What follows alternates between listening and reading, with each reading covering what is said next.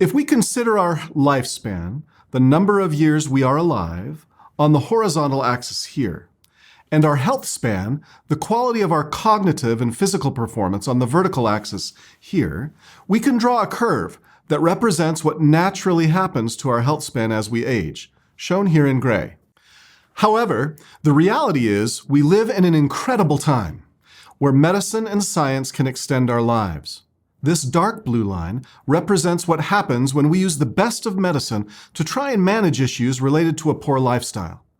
As these interventions improve our numbers, like blood sugar, blood pressure, and lipids, we can gain a modest amount of health span and lifespan.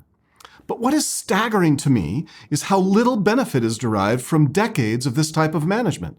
Look how close that blue line is to the gray line. It's incredibly minimal. As we near the end of our life on the blue line, you can see how through heroic use of life-extending medical technology, we can extend an individual's lifespan by a few years.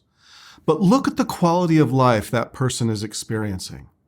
Our lives might be extended by these heroic medical efforts, but one could argue that they are not enriched. Finally, let's look at the orange line.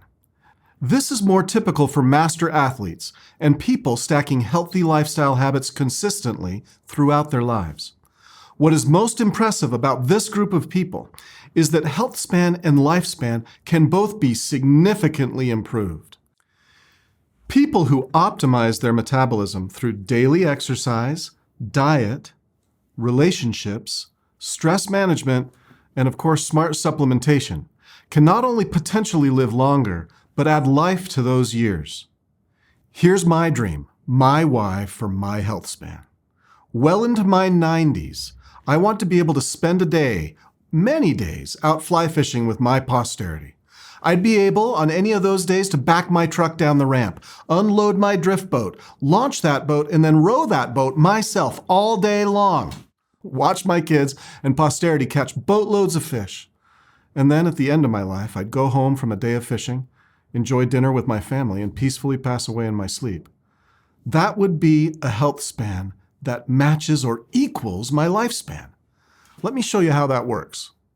Let's assume that here on the vertical axis, we have 100% quality of cognitive and physical health during young adulthood.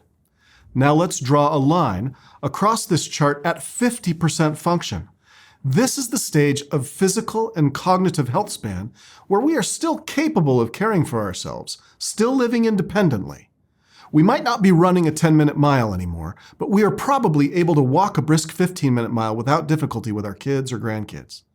Said differently, above this line, you can still do the things you want to do, although you might notice slight declines in your performance as you age closer to that 50% line.